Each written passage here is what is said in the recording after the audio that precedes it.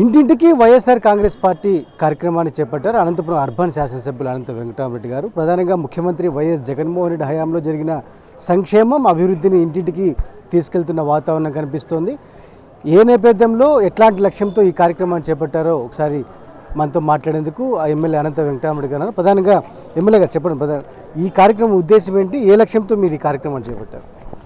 ఇంటింటికి వైఎస్ఆర్ కాంగ్రెస్ పార్టీ అని చెప్పేసి అనంతపురం అసెంబ్లీ నియోజకవర్గం జిల్లా కేంద్రం కూడా దాంట్లో కూడా మేము ఈరోజు కూడా ప్రారంభం చేసాం. మేము కానీ వైఎస్ఆర్ కాంగ్రెస్ పార్టీ నాయకులు కార్యకర్తలు అందరూ కూడా చేసి ఈరోజు కూడా ప్రారంభం చేసాం. ఎందుకంటే నేను గతంలో కూడా పార్లమెంట్ సభ్యులుగా కూడా 4 మార్లు కూడా ఉన్నాను. దాన్ని అందించిన ప్రభుత్వం కానీ అలాగే ఇంత పెద్ద ఎత్తున అనంతపురం జిల్లా కేంద్రంలో కూడా ఇంత పెద్ద ఎత్తున కూడా ఏదో అభివృద్ధి కార్యక్రమాలు కూడా చేసినవి ఎప్పుడు కానీ లేదు అన్నట్టు. అది ఇప్పుడు మాత్రమే జగన్మోహన్ రెడ్డి నాయకత్వంలో ఉండే ప్రభుత్వంలోనే కూడా జరిగింది.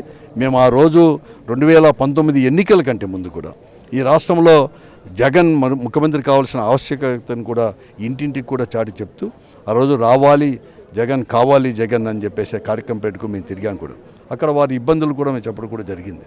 తర్వాత ఆ ఇబ్బందులన్నీ కూడా ఆ రోజు కూడా మేము గుర్తించి కూడా రోడ్లు, డ్రైనేజ్తో పాటు వారి పిల్లల యొక్క చదువు విషయంలో కావచ్చు, వారు పడుతున్న ఇబ్బందులు కావచ్చు, ఆరోగ్యపరంగా వారికి ఉన్న ఇబ్బందులు కావచ్చు, అనేకమైన సమస్యలు కూడా ఆర్థికపరమైన అంశాలు ఇవన్నీ కూడా మరీ ముఖ్యంగా కూడా ఒక పేద కుటుంబం కూడా బతకడానికే చాలా దుర్భరమైన పరిస్థితుల్లో మేము జీవిస్తున్నామని చెప్పే విషయాలు కూడా మా దృష్టికి కూడా తీసుకొని రావడం జరిగింది. ఈరోజు 4 సంవత్సరాల 8 మాసాలు అయింది ఈ రాష్ట్రంలో జగన్మోహన్ రెడ్డి గారి నాయకత్వంలో ప్రభుత్వం ఏర్పడి పెద్ద ఎత్తున కూడా ఈ రాష్ట్రంలో దాదాపుగా కూడా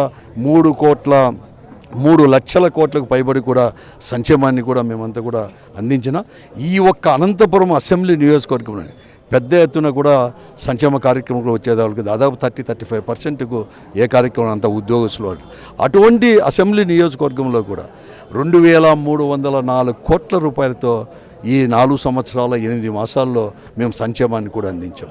తర్వాత నేను ధైర్యంగా చెప్తాను, ఈరోజు జగన్మోహన్ రెడ్డి గారు ముఖ్యమంత్రిగా ఉన్నారు కాబట్టే ఈ జిల్లా కేంద్రంలో నేను అడిగింది ఒకటి, అందుకోసమే పెద్ద ఎత్తున కూడా 1045 కోట్ల రూపాయలతో ఈరోజు ఇక్కడ అభివృద్ధి కార్యక్రమాలు కూడా జరిగినాయి. రోడ్లు కావచ్చు, డ్రైనేజెస్ కావచ్చు, అర్బన్ హెల్త్ సెంటర్లు కావచ్చు, తర్వాత జిల్లా కేంద్రంలో ఉండే హాస్పిటల్ కావచ్చు, దాదాపుగా రోడ్లకు డ్రైనేజెస్కి 800 కోట్ల రూపాయలు ఖర్చు పెట్టాం.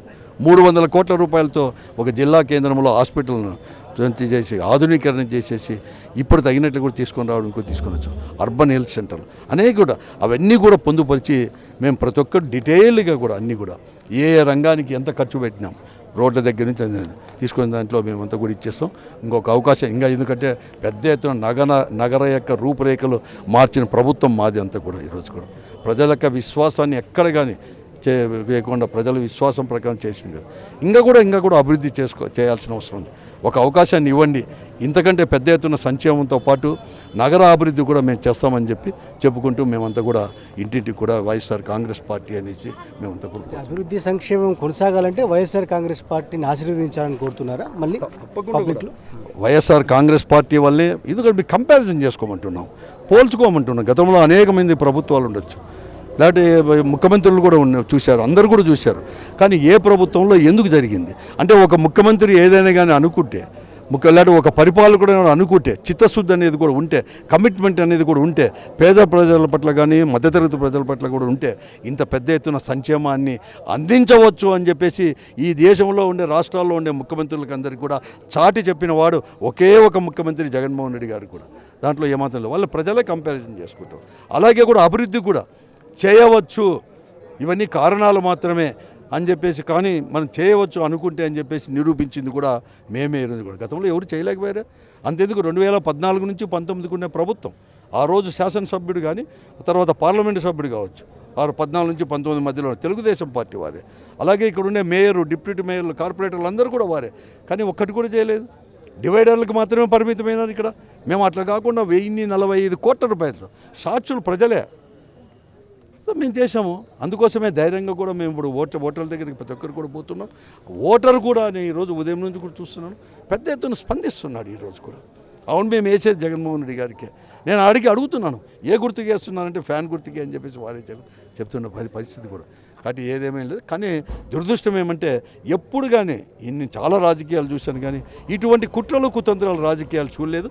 కేవలం జగన్మోహన్ రెడ్డి గారి పైన ఉండే అసూయతో ఈరోజు రగిలిపోతూ రాష్ట్రంలో ఒకరిని రాజకీయంగా ఎదుర్కొనలేక అన్ని పార్టీలు కూడా ఒకటే అయిపోయి ఒకటే రకంగా కూడా మాట్లాడుతూ అందరూ కలిసి చేస్తున్నారు.